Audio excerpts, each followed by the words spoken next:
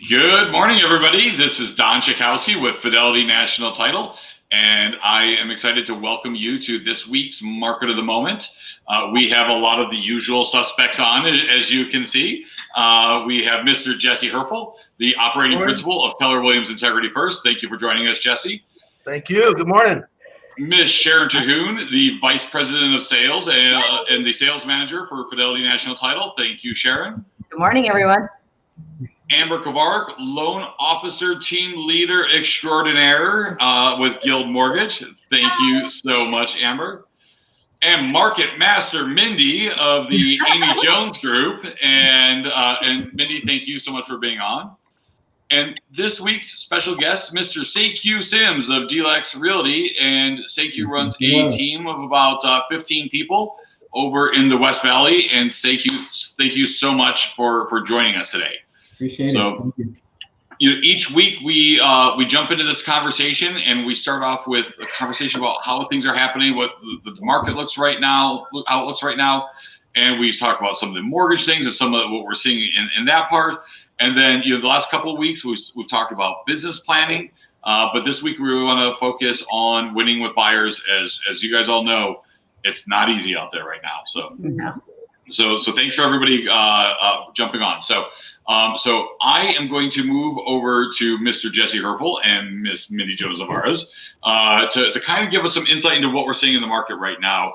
I know we talk each week about inventory shortages, and so just want to check with you guys and see if we have a sudden flood of inventory come in, and now there's only like 1 or 2 offers on each house. Has that happened?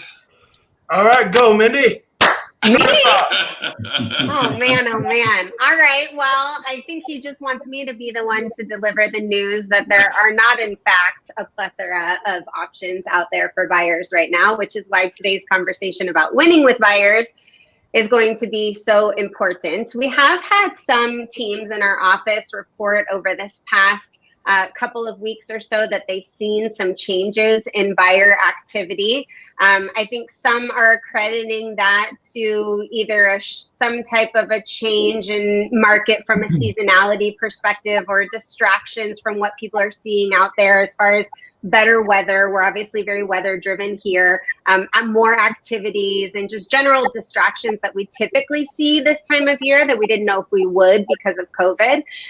My perspective is really just that after buyers have been in the type of market that we've been in for a while, the opportunity has not changed for them. In fact, it's magnified, right? I mean, we're seeing a significant amount of appreciation. We're trending 2 to 4% appreciation a month, which on an annualized basis can get us up to 20, 30, 35, 37% appreciation, what they're forecasting. So the opportunity for buyers is no different, but I think we're definitely seeing some fatigue on the side of buyers, and we're also seeing buyers who are not very sticky, as I would call it. And so I think what happens is they're afraid, they're high emotions. It's just kind of a byproduct of what happens in a very fast-paced environment.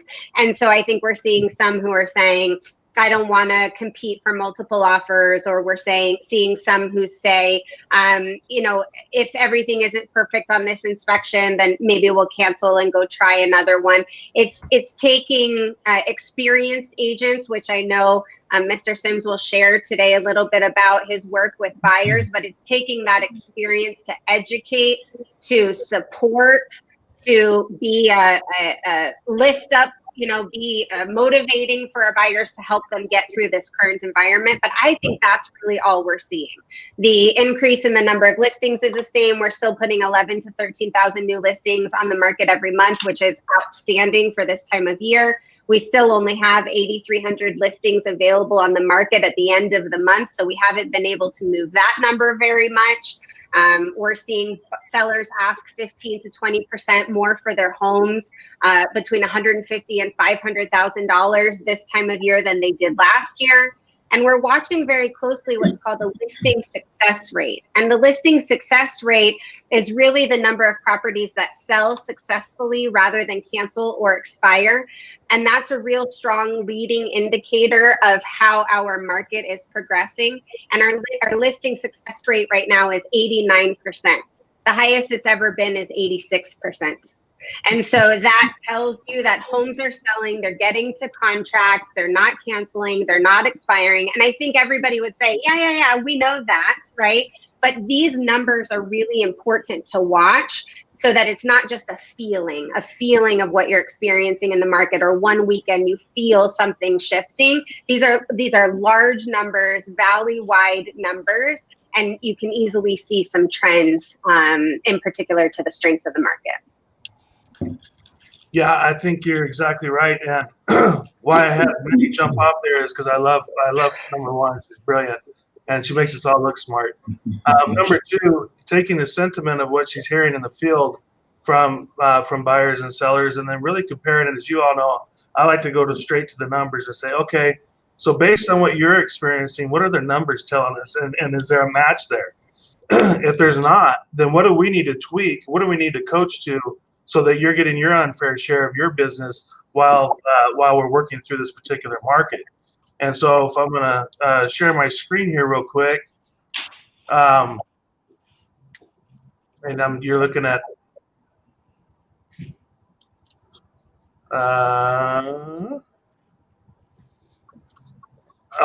can you see that?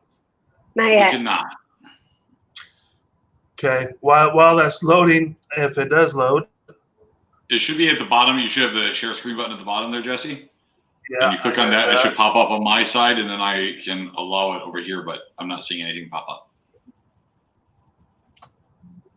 Okay. All right, I so see share. Amber, just so you know, Annette usually fills in on tech support. So There it is. We got it. You got it. Good job, Amber. Got it? You got it. All right. Oh, Yeah. So what I want to share with you is Armless just sent out a report yesterday, if you haven't seen it yet, that September was a record month in Armless history for September. October is going to be a record month of all time, it looks like, in Armless history. So the question is, are you getting your unfair share of what's going on in the market?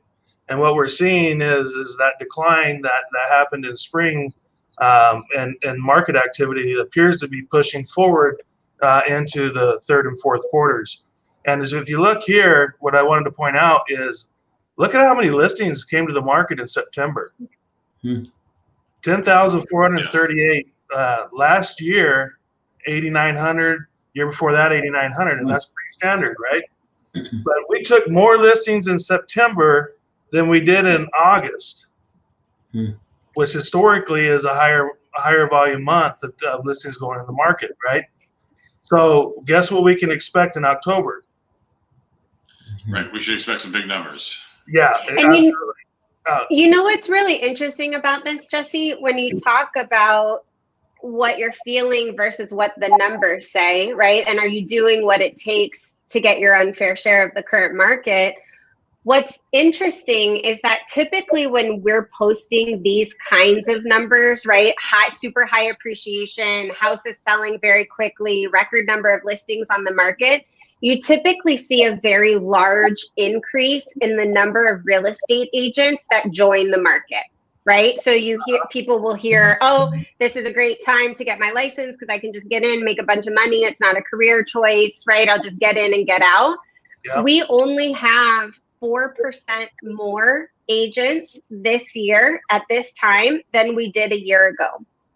And so what I think is really interesting about that is that I think people are also recognizing that while this is an incredible market for both buyers and sellers, it does take a significant amount of skill. And I think we are continuing to see a gap between agents who maybe this is not a career for them and agents who are sharpening the tools in their toolbox. One, they're winning more, like we'll talk about today, but two, they're able to provide a better experience and options for the clients because they're educated about the market that we're in. And so I just think that that's a really interesting piece of this story, is that even though you can stick a sign in the yard and the house will likely sell because there are a lot of buyers out there, whether you actually get to the closing table, whether you sell for as much as you could have, whether you are able to negotiate through the challenges that come through when buyers are not sticky, Those are all of the things that really will define your experience in this type of a market. That's right. I didn't realize, and you're exactly right. There's usually a direct proportionate number of agents joining any given board in proportion to the number of sales that are happening. So that is a great observation. I didn't realize that.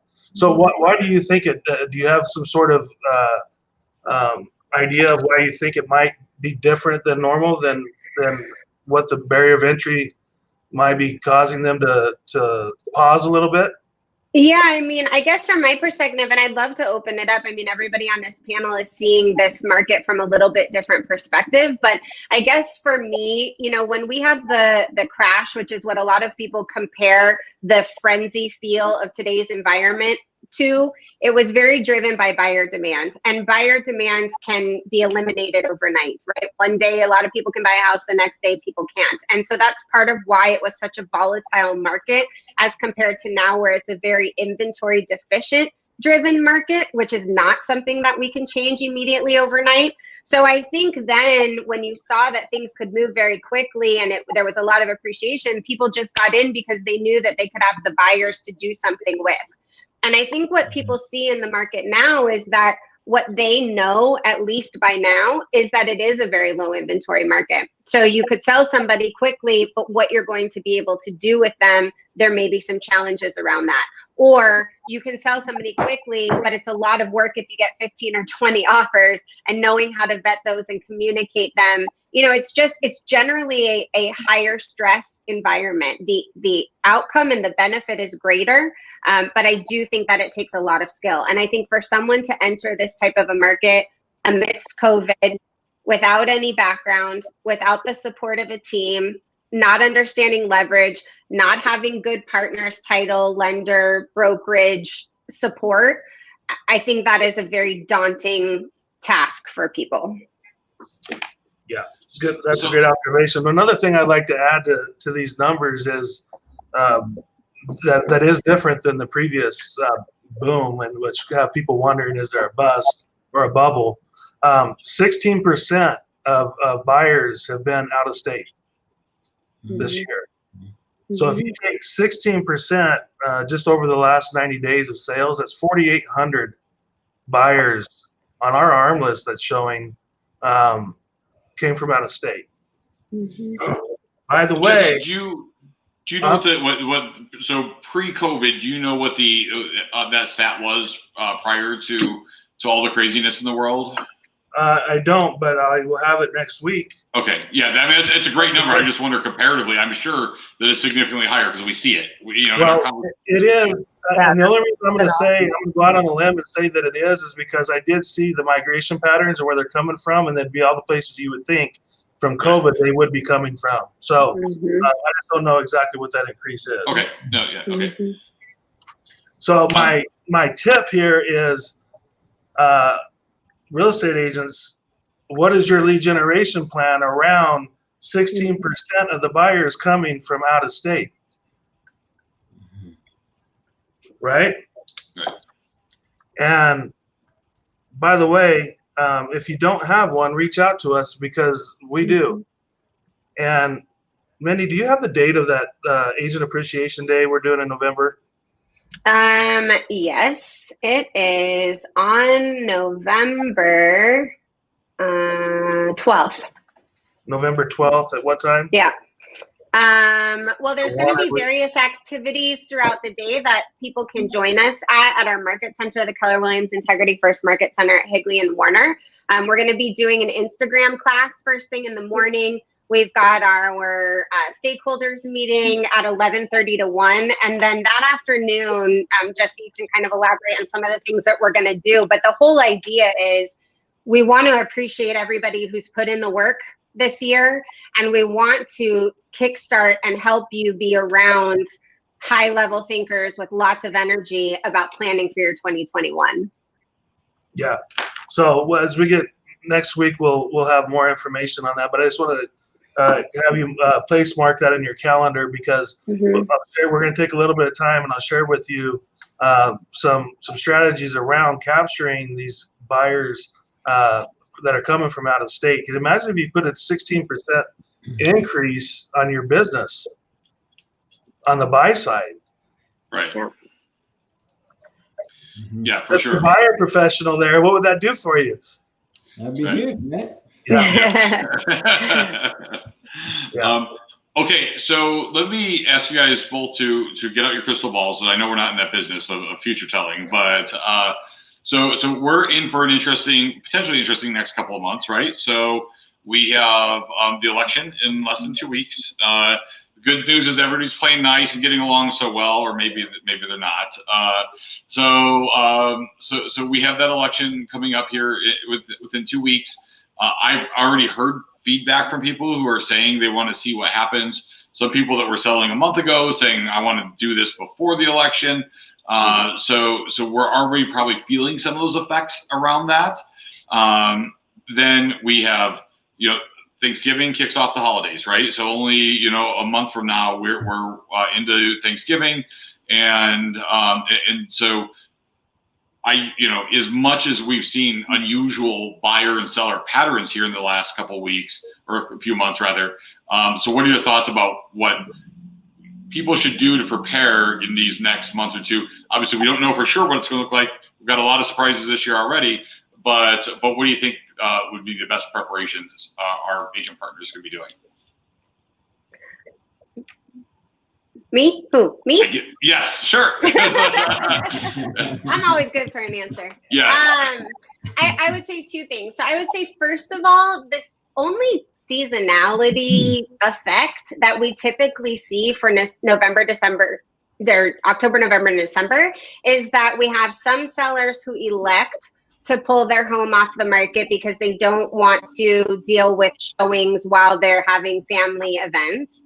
And we have some buyers who elect to pull themselves out of the market because they have other things going on at that time and they don't want to do both things. So we typically have less buyers and sellers for the fourth quarter, but it happens together. And so the market doesn't fall apart in the fourth quarter. In fact, the fourth quarter really is the beginning of the first quarter. And so with both buyers and sellers pulling back, we really can't go any lower in the inventory that we have, and the buyer demand is above average. So if you're asking if I see any kind of an impact to price based on seasonality, the answer would be no, because inventory may fall a little bit, buyer demand may fall a little bit, and the gap between it's a supply and demand conversation. The gap between the two is still so large that even if people pull back out of the market, you haven't adjusted that gap. And as long as there are more houses or more people than there are houses, prices will continue to go up. That's as deep as that piece goes. From my perspective. What about the competition for the buyer? So do you think this will be an easier road? Jesse says they're already gone. Jesse says they've already left. Jesse says they're already gone. Jesse says that there's a population, within the agent population, the weather gets cooler, the holidays start, you've got Halloween, you got the folks, and then it's Thanksgiving, and then you got Christmas and Hanukkah, and then you got New Year's, and then you got the Super Bowl, and then I don't know, maybe even Valentine's Day. Before you get Easter. Don't wait till Easter. I said one agent friend, then you got like 6 months. Right. Well, here's the way I would respond to that question, Don. Number one, from an agent perspective, I would decide: do you want to experience seasonality in your business? Right, and most would say no. Okay. Well, then, does your calendar match your answer? Right. And does your activities match your response? Right. And if those are in alignment, you're good. If they're not, then make some tweaks or change your answer. And to be clear, because family is very important to us here and to Jesse, that does not mean don't celebrate the holidays and don't have time for your family. What that means is make sure that when you do your business planning, which everybody is doing or has already done or should be doing for 2021, that one of the first things that goes on that calendar is your family time. And that includes your holiday time and the vacation you want to take and the breaks that you want to take. And that you've built that time into your overall plan for the year to avoid seasonality, knowing when you're on and when you're off. Perfect. Excellent. Okay, let's shift over to Miss Amber for a moment here, and let's talk about what's happening with this money that has been so incredibly cheap that it's been almost free, and so Amber, any changes this week? Are we seeing anything significant happening? Different products, different how are the rates looking? What's the word on the street? Yeah, thank you. Interest rates are staying pretty stable. I mean, they're still incredibly low, like we're talking high twos. And we're getting a lot of our clients coming to us as well that are getting burnt out from losing out on offers or just scared of the market. Like so many people go emotional when they're buying a home. And so I feel like our job is to help them take the emotion out and look more at the numbers and the facts. Because it's scary. They see homes going over asking and they're flying off the shelf, and anyone who was part of our market in 04 and 05 have PTSD, and they're like, I don't know what to do. And so the way that we're helping and using numbers is we do an analysis for every client where we're showing them 3 or 4 different options. And one I just did yesterday, they were really nervous and they were buying at $325,000, and I showed them that if they waited and they stayed in their lease for another year because they wanted to wait until prices came down, if interest rates went up 1%, which would take them from 2.875 to 3.875, which is still a historically low interest rate, they would have to buy a home for $35,000 less than they would buy today because of a 1% increase. And once they saw that, I'm like, do you think the market's going to go down 35,000? And they were like, well, no. And I was like, then this is why it makes sense to buy right now. Like the affordability that you get from these low interest rates is incredible. Also, I think that the affordability index, which says that a value of 100 means that the median income for a family that can afford the median priced house. So 100 is your, even. And right now we're at 172, which means that a family making the median income can more than qualify for a home. We're at the highest level of affordability that we've been at in the last 30 years, except for that 5-year period of time when our house market was on sale, right? Like after the crash and home prices were really low and interest rates were low, that was the only time, but that was an anomaly. So you can't really figure that in. But when I show people that, it's using those facts to help them feel more comfortable, because otherwise we get wound up in the fear, and the emotion around it. And so I think that for realtors who are having clients that are getting nervous, make sure that they're talking with a lender who's consulting them. I've always been a fan of consultations, but I think that it's more important than ever right now that they feel confident leading their mortgage consultation, that they understand their options, that they know how they're going to buy, what they can go up to, what it looks like if they offer over asking, what happens if they waive their appraisal, like what are they going to be able to do to go out there and be like a really active, strong buyer. And everybody's asking like, well, what's going to happen with interest rates? And you can see an article the same day where one person says they're going to go up soon drastically and one that says they're going to stay low for years. From reading everything, I think that we're going to be watching unemployment. And once unemployment gets closer to that 5% mark, I think that's when the Fed will start to back off of the mortgage-backed security purchases, and we'll see interest rates start to rise. And anytime we're seeing good economic news for our economy, it's pulling money out of bonds and into stocks, and that is causing interest rates to go up. So we have seen interest rates rise slightly over the last couple of days. And then today we got the weekly jobless claims, which came in the lowest that it's been since COVID happened in the middle of March. And so that's all strong news for the economy, which is going to tick interest rates up a little bit. And nobody wants to regret that they didn't take advantage, because when interest rates go to 3.5, everyone's going to be like, oh my gosh, they're so high, right? So it's like, don't have regret. Buy now while you can get something in the 2s. It's worth it, even if you feel like prices are too high. You're benefiting from the low interest rate. And I think there's a really big, sorry, Don, I just think there's a really big opportunity there for a conversation to have with people around rooting for the improvement of the economy, which everybody can kind of get behind, and knowing that the impact to their buying power will be less, right? Because what happens is a lot of times after you've been in this situation for quite a while now, people are, I had the call this week, one of my past clients is like looking for short sales and foreclosures. And I was like, are we really having this conversation right now? Like, where is this coming from?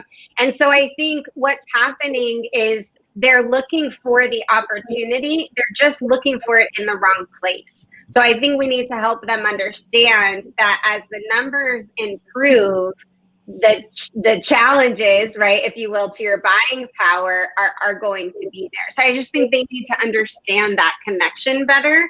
And so I think it's huge to be able to explain it like you did today. Yeah, and Amber, I think that, you know, there's always a solution, right? So, I mean, there's not much room for the rates to go lower from where they're at right now. But however, if they were to, right, if we were to see someday rates at 1.5 and you today refied or you purchased at 2.9, there's a solution for this, right? Yes. It's called a refinance. Right. So, so you get to be in the house you want. You get to have saved that $35,000 of buying power. And if there is some other decrease in rates, which is so unlikely, but we said that when it was at 4.95, so which is so unlikely, then there is a solution for it, right? There is a relatively inexpensive solution, way less than that $35,000 that you would have spent if it went the other way. Yep. So you know, I just think that.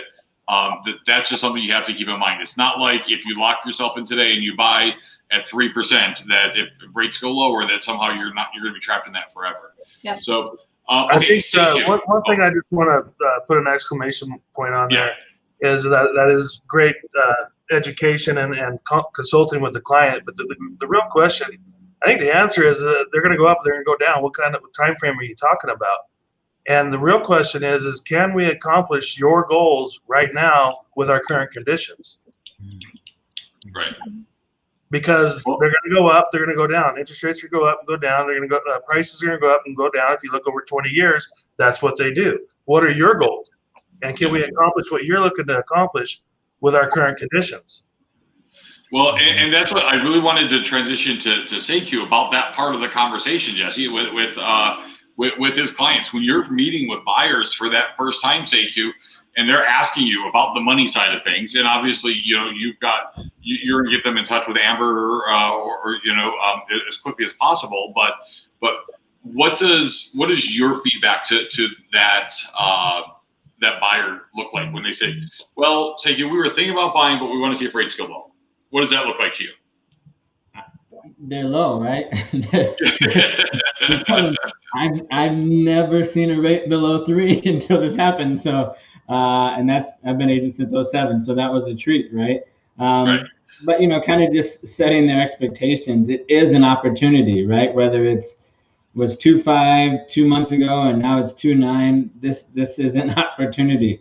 You know, on DPAs as well. You go back to early in the year, I think the rate was 5.5%, 6%, and to see those in the 3s, it's an opportunity. It's an opportunity. Right. So, Seyoue, can you take us? So, when you are meeting with, can you take us from the beginning? So, you have generated yourself a lead. You now have a conversation with somebody who wants to buy a home. And for those of you guys who aren't as familiar with Seyoue, he has a lot of activity in the West Valley, and so if somebody wants to buy a home in Peoria and they come to you and say that, you know, this is what they think their budget should be and they want somebody to help them look for a home, what is your conversation? How do you start preparing them for this win as a buyer? I mean, for us, we kind of start with expectation. Okay. Good. You know, I think one of the biggest things is just doing a screen share with MLS.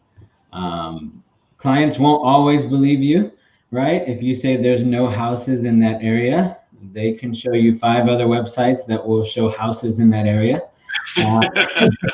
So they'll message those to you and say, no, I looked and there's 30, you say there's none. And so we always try to start with a screen share and say, hey, let me show you what I see as an agent, you know, kind of pull back the curtain. Once they get to do that, and they see, as we're searching through MLS, that number go from 9,000 to 4 in the specific area they want, it has a way of changing things. It definitely gives a little more urgency to them, but it definitely sets a better expectation. Oh, okay, there really is only 4 houses in the area that I'm looking in, and the type of, with the specs that I want. So if they tell you they're looking for this elusive 4-bedroom, single story in Peoria with a pool, around 2,500 square feet, and they're looking for that around $250,000, which is probably not going to be happening. What does the conversation look like next? I mean, so obviously you're showing them what the inventory is, right? You're showing them, and I think that's great that you do that. So do you talk from there about budget? Do you talk there about home? What is, what's the area we look to move? Sure. Once we're there and it's stalled out, or maybe nothing comes up in the area with the specs, it's their choice, right? We can either raise the price, we can go further out, or we can go to a smaller house. That's really the only options, right? Or we can just go and say, hey, let's see where the price starts for what you're looking for, right? What price do we have to go to find it? So we may push it up 20,000, and you may see one pop up there, and then they have a decision to make. No, I'd rather go further out to keep my budget down, or guess what? I want to stay in this area, but I'll take a smaller house to stay here. So those are really only the 3 options once you're stuck. And Mindy, with you and your team, is that, I mean, so what is, I think right now it's very easy for it to be painful as a buyer. And so I'm curious you guys are both interacting with buyers and sellers regularly. How do you help to remove that pain, right? Because if I came to say to you, and I'm like, no, I'm talking about $250,000. I want to spend $250,000, and you tell me I can't have what I want for that. It can be really frustrating for that buyer. So, so how do we help them feel good about it? Yeah, so I mean, I think one, he hit on all the most important topics, which is setting the right expectations, right? Coming from a place of contribution, educating them, finding out what their needs are, and letting them know that we will help them through that journey. I think what's really important for buyers to understand is that right now, there's a couple of unique things about the environment. One, they're buying an interest rate. They're buying a payment. Right? And so it's easy to get caught up in the price of a house, but what they're buying right now is a unique opportunity to buy a percentage that they may never see again. And that is expanding their buying power above and beyond what they may have ever thought possible for them. I have another client who's buying a house, $815,000. They're going to have less than a $3,000 a month payment. I mean, this is something that it would never even be possible for them to buy $750,000 house. This is a unique opportunity for buyers right now, and we need to help them see that through the pain and through the challenges. And exactly what he was saying is you have the choice as a buyer. The ball is in your court. My job is to educate you about the opportunity you have to make financial decisions today to set your family up for the future. And then where your part comes into play is to determine of the factors that you get to play with, right? Your price and your location and the things that you're going to choose in your house. Which of those things are you willing to tweak or to sacrifice in order to make that financial choice? And then while you'll have people who will say, well, I'm only moving once, I'm never going to move again, I'll tell you statistics say otherwise. However, I'll be here when you call me to sell your house. I mean, I'll be here when you call me to tell me how things are going in 3 to 5 years. But the point is you're making a choice now for the financial future of your family. In 3 to 5 to 10 years, the market may be presenting another choice, right? Jesse likes to say people come into your life for a reason, a season, or what's the third one? Or a lifetime. Or a lifetime, right? So the choices that we're making around the house it's the same. And I've got lots of people that are making decisions that they know they're making sacrifices on things, location or features in the home. And they're doing it because it's allowing them to get the most out of their current house. They're buying a really slick interest rate for the house they're going into. They'll be financially set up in a couple of years, and then they can do something different in the future. And so I think it's really important to talk to people about those options in buying a home, and that it may be a reason, a season, or a lifetime. And there may be some things that they want to take advantage of right now that serve a very different purpose for them. And I think it's important too. Can I ask you guys a question? Go ahead, Sharon. Go ahead, Jess. No, go ahead. I have a question, a different question. In this type of market, sometimes, especially when it's a first-time home buyer, potentially, right, coming into the market, it could be a two-step process, right? They actually. You like how I'm attributing that to you there, Jesse? Jay Herfel. That's gonna be your pen name. So I like Jay Herfel. See, Jesse thinks I don't listen to him, but you see, I listen to him. You can see I was really baffled there for a minute. I'm like, wait a minute. Sorry. But ultimately, it could be a two-step process, right? And the way I've always worked is, hey, what if we look at it from this standpoint? Yes, to get what you really want for the price that you want, you would have to drive further, right? It's drive till you can buy type scenario. What if we looked at it from this perspective? What if we bought? If location is most important to you, why don't we look through it as the lens of you're buying your first investment property? And we'll start building wealth through investment with you, and you can get into that property. And then when the opportunity comes that you can get the house that you really want here in the location that you really want, we'll convert this to a rental, and now you go buy that as a primary residence, and you've entered into building wealth building through real estate with much less money involved into that and as a down payment. Yeah, well, and I'm glad you said that. You all better write that down. Yeah, that kind of leads into what I wanted to ask, taking your crystal ball a little bit out. With the interest rates being what they are, okay, and as low as they are, how do you think this is going to affect the length of time that people stay in their homes? I'm just curious. Your average person stays in a house 5 to 7 years. Do you see it kind of, Jesse, you were just talking about investments. Do you see it to where maybe they'll just keep these houses and make them investments? Because at 2.9% interest rate, it's practically free money, right? So it may not be worth it for me to get rid of that and let that go to where then they might buy something else so higher. So what is that for all of you? I'm just curious. How do you see this changing? What's out there with the interest rates being so low and so many people refinancing too? Are they going to be willing to go out of the house when they just refinanced? So I'm just curious. I personally think that it opens up the opportunity for people who didn't think about building wealth in real estate before. I think that these options and us talking about more creative solutions is making that more accessible for people. And so I think you will see some of what you're talking about, but I also think that what it's doing is it's educating the consumer, and it will depend on what their personal situation is. But I think what this has done is it's forced us to be a greater advisor to the consumer population.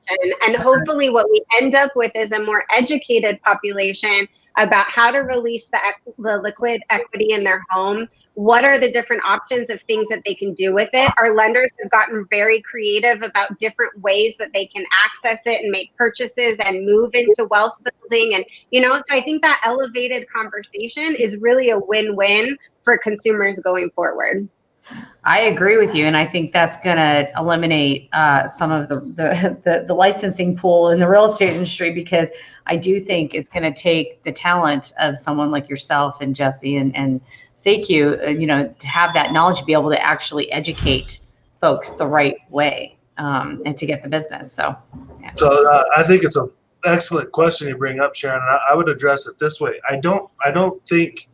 I echo Mindy on wealth building, and I see it from number one.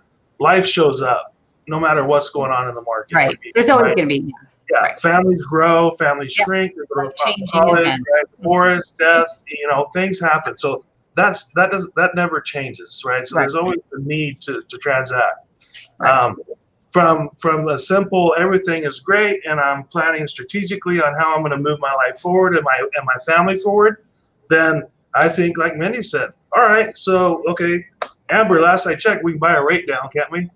Yes. Okay, so now we have a 299 property that we bought in 2020, 2021 that has equity and rates are at 3.5, 4.5, still mind-blowingly low. Right. Let's take a little bit of this equity here. If that's what you're concerned about, the interest rate, let's get the house that you really want and buy the rate down. And now you have an investment property that a tenant is paying your mortgage off for you, and you have the home that you want. That's the way I would approach that. Right. Yep. I love it. And I would do that as many times as you can. Right. Right.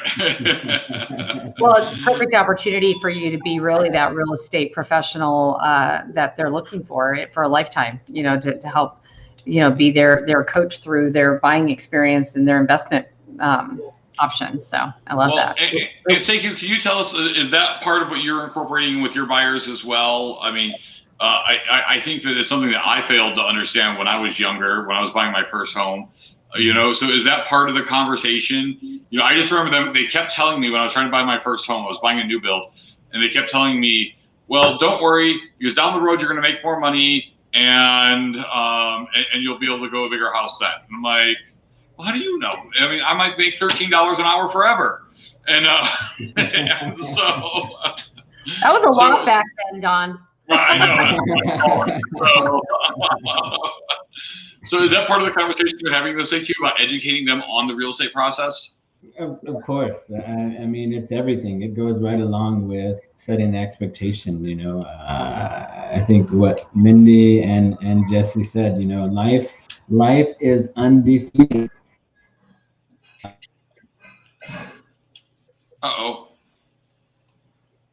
Seyou's frozen. I think Seyou's frozen. I thought maybe it was me. And he was just about to drop some really good knowledge. Right, we're all missing something really big right now. Well, as we wait for him to come back, Sharon, I want one last point I would make on your question. There is the statistics show the average homeowners are staying 7 to 10 years now in their homes, right? Okay. Yeah, it's already been going up. Yeah.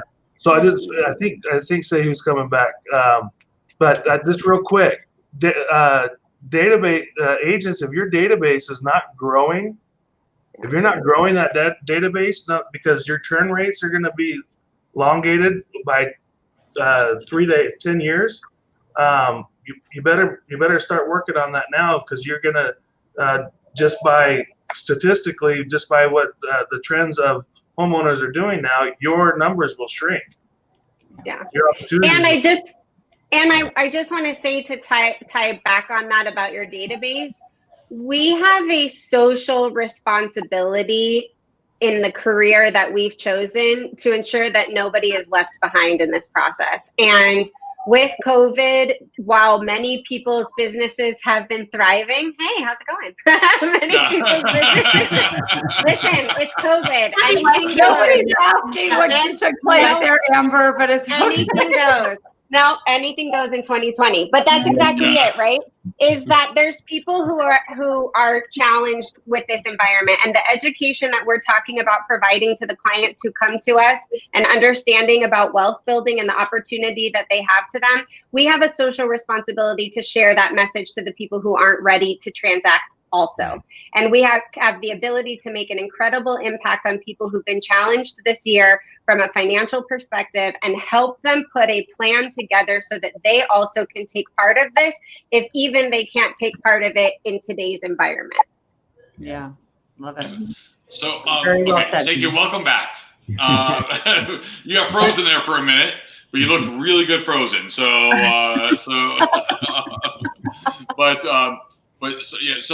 I did want to follow back on that whole line of questioning, though, about that buyer, right? So when they come to you and say the $250,000 budget, and they want that perfect house in Peoria, and it's just not going to happen for what that they're looking for, and so then I guess there's two things I guess I get concerned with: is people getting stuck on something that may be a small difference, right? A small dollar, because they say, well, the comps say, or but this guy over here bought his house for this much money, and I don't want to overpay.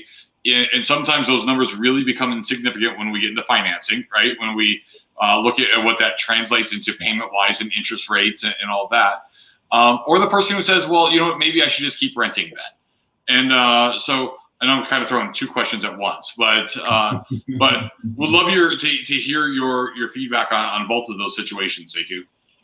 Yeah, I think it echoes what Mindy and Jesse were saying. I think one, life is undefeated, right? No matter what the deal is. If you go back to January of this year, no one imagined we'd see these rates, or what's transpired would have happened. So it's at the moment. What's your opportunity now, and what position is that buyer in right now?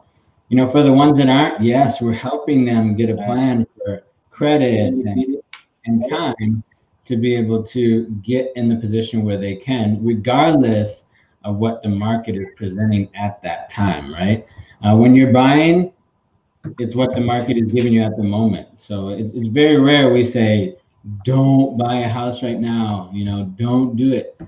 And you have clients that have been waiting since 2010 for the market to crash again, you know, and you're like, please listen, it doesn't work like that. Enjoy what's in front of you, enjoy the equity, and go forth from there. But yes, it's always their situation, and it's always an opportunity regardless of what the market is giving. Yeah, well, and so how do you help that person understand that? Like, how do you help them see, like, their rent? And I don't want to say, you know, we make a habit of saying in this business how, you know, we're just throwing away money, you're paying somebody else. It's not that it's untrue, right? But but how do you help that person who says, well, you know, I'm just going to go back and renew my lease? You know, how do you help them to see that value in making that move? Yeah, I think that has to do a lot with working with the lender closely, right? So that they can put all the numbers out in front of them so they can see it. Otherwise, you know, clients have a hard time believing you for any reason, right? Because we're in the internet age, you know. They can find 10 articles that says it's crashing, and that it's a bad time to buy, and vice versa. But I think it's that really paints a real picture financially for them. Whoa, if I buy now, if I don't, especially when you're transitioning renting for the first time, they're like, oh, okay, I'm going to have these bets at this time of buying versus just sitting here and waiting. And for the most part, prices continue to go up, especially in whether they slow down or get faster, that comes and goes. But for the most part, we tend to be one of those healthy markets. So it tends to push buyers, especially renters, towards always buying is an advantage.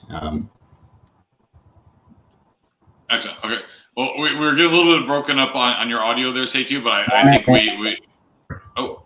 Get the gist? No? Yeah, we got the gist. Yes. Well, and you know, and I know I've shared in the past, like within our own family, we've had, you know, a couple of years ago where like, well, we're going to keep renting because we don't have down payment saved, and we're going to keep, you know, and Amber, so with the down payment assistance programs and all that stuff, we pretty much have most of that back at this point, right? Yeah, we do. We have it back, lots of different options. So down payment is not something to stop clients. And then a lot of times they don't really think outside the box as well as like, do you have a 401k that you could borrow on, or could you get a gift? And, you know, what would that look like? Right. Well, and I think those are important avenues that we need to make sure we're helping people explore and see what their options are. Because, you know, when Susie and I were buying our house, you know, the last house we were in, and you were very helpful through that process, Amber, and looking at different rates or different ways to finance it. I just thought that was amazing. Things that, you know, even in this industry, I didn't like look at all those different factors of like how we could say, you know, with down payments this way, down payments that way. It doesn't have to be an FHA loan. It could be, you know, a conventional loan. And I think that having somebody strong there to help consult is really important to help understand the money. And as Seyoue was mentioning, it's so much better to have a third party to come in, because I think that it's really easy, and we've heard them say so many times, is even as wrong as it is, because I know so many of our partners are so about helping their person find their home, but we hear, well, they just want to make their commission, and if that's the agent you're working with, that might not be so great. If they're only worried about making their commission, that's not so great. So having somebody who's going to be committed to the win. I think the key takeaway for both consumers that are watching this and also real estate agents that are watching this, and Jesse, I hope you'll just share quickly an abbreviated version of the conversation we talked about yesterday about sort of the stepping stones to making a decision. The key takeaway here is that there is an opportunity in the current market. There are challenges, and that's why you have all of the people on the screen here to help you navigate through those challenges. But for a long time, I talked about buying an additional property, and then life presented an opportunity to do so. And then within 3 weeks, I made that decision and closed. And so I think sometimes we think we have to go through a lot of steps to make a decision. And instead, when we see an opportunity like the one that we have now, we need to figure out how to take advantage of that for ourselves, for our families, and seek out the right partners to help us make that decision. I don't know, Jesse, if you can just share that. I just think it's a really big takeaway for folks who may be scared when they look and see, yeah, it looks like a market. You guys keep saying it's a great time to buy, it's a great time to sell, but how do I actually do something like that right now? Yeah. Well, if I understand which part of the conversation you're referring to, you talking about the artificial stair steps in our minds?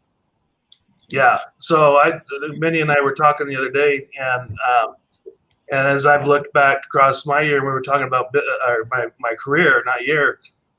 There's been artificial stair steps or incremental steps that I thought this has to happen, then this, then this, and that's not true. Those are all artificially mental stair steps in your mind that you have there. And the question is being really clear about what it is that you're looking to achieve, and then employing the right people around you, right, and bringing them into your world, like such as a panel like this, if we're talking real estate, to ensure that you're being consulted and guided the right way to take advantage and make sure that you're not missing opportunities. Otherwise, they're just passing by you every day and you don't even know it, because you have these mental blocks in your head that are telling you, probably unconsciously, that you can't do this. This isn't for you. And it's absolutely not true necessarily, right? Is that what you're talking about? Yeah. Well, and I think that's a great point. I think that's something that it's funny because, Jesse, when in one of our very first meetings, you handed me the hold book, and you're like, you should read this. If you're going to be in this business, you should read this. And I did, and I love it. And it's opened my eyes, to first going in and doing other reading and other things about this business that have just been so phenomenal, and about ways to build wealth in this business. So in this industry as a whole. So I think if we are empowering our clients and partnering with them on their life, on building wealth, that is probably one of the biggest services that we can bring. So, well, the majority of the world's wealth is held in real estate. Yeah, we should understand it if we're going to be in the industry. Yeah, for sure, for sure. And even more so, participating in it, right? Right. Yeah, building your own. Yeah. So, okay, so Seyoue, we only have a couple of minutes left, but I do want to ask you about the disappointed buyer, right? So the buyer who has come to you, and they're reasonable on their budget and they're reasonable on their expectations, but every home that you go to look at with them gets 19, 20 offers. And so how are you helping to have the winning offer, and how are you helping them through that process psychologically? You're putting your counselor hat on now. Sure. I think a couple of things. I think one is, as agents, communicating with the other agent so we can bring back the right expectation. I think okay, so let's pause there for 1 second. So what does that look like communicating with the other agent? Because this has been a theme for us, and it's important. And I hear stories all the time how it doesn't happen. So what does that mean to you for communicating with the other agent? I think for us it means understanding what they really have in front of them right now. Okay, you have 20 offers. Do you have 10 over asking? Are you asking for the appraisal contingency to be waived? Are you looking for a faster close? Is the seller trying to lease the property back, while they're buying their house? I think getting the real picture. So you're picking up the phone and calling that other agent, though. You're getting on the phone with them. Excellent. Absolutely. I think you have to, especially in this market. It's something we've always done, but I think especially in this market. I think some of us agents will submit an offer that the buyer honestly never had a chance. They never had a chance on that property. So I think that's saving them kind of some of that pain to know if they can really compete with what's needed or with what's on the table already, versus submitting on a Friday and waiting until Monday when they have 20 offers now to find out that we were offer number 18. So I think that's a big thing, and relaying that back to the buyer what it takes to be competitive on that property. So you're setting the expectations with the buyer from the beginning as far as what the competitive pricing looks like currently. You're communicating with the agents on the other side, and you're asking probing questions. You're asking questions to get the details of things that they may not otherwise offer to you about what they're looking at and what the ideal situation looks for the seller. Correct? Correct. I think it's important, to be able to bring that back to your buyer. Otherwise, they'll be 10 houses down wondering why they didn't get it. And as agents, it's our job to find out why and where they're at and where the top end of their offer could be and what type of properties they can be competitive on. Excellent. Awesome. Okay, guys, we got about 2 minutes left.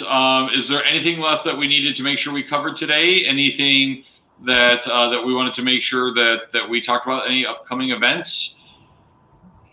We have the agent appreciation event. Appreciation Day. I just have a question. Are you doing your fall cleanup on your database? Reaching out to your database and checking in with them? And have you determined your personal income goals for next year? Agents, industry. And Jesse, we'll be doing two call days at Keller Williams Integrity First. If anybody wants to join us, we're calling them Wednesday wake up calls, and we're going to be doing it on November 11th and November 18th from 9 to 11. It's essentially just an opportunity to call for gratitude. You may be inviting people to events that you have for the holidays. You may be talking to people to schedule pop-bys. You may be calling just to see how they're doing. Whatever the reason for gratitude for the season that you're calling, we're going to be getting everybody together to do that. And so if you'd like to join us, you can on those 2 days also. Excellent. So we'll put in the feed information in the comments, information about these upcoming events. So if you're interested in joining, I think that when you're making outbound calls like that, it really is amazing to make it in an environment where there's other people that are like-minded and doing the same thing. It makes a lot of fun. We used to have the Fridays at the old office where the call frenzies and everybody was just having a good time, and there's songs and just it's a big party. So it makes life a lot better that way. So makes everybody motivated. Yeah. So okay, well, everybody, I appreciate you guys. Appreciate your time. Seyoue, thanks for jumping in this week. Thank you. Good meeting everyone. Nice meeting you. Yeah, same here. We appreciate it. Jesse, Amber, Mindy, Sharon, thank you guys. And we will see you guys next week. And everybody have a great weekend out there. After tomorrow, I'm losing track of days. Well, yours is starting now. We know that. I don't know. Yeah.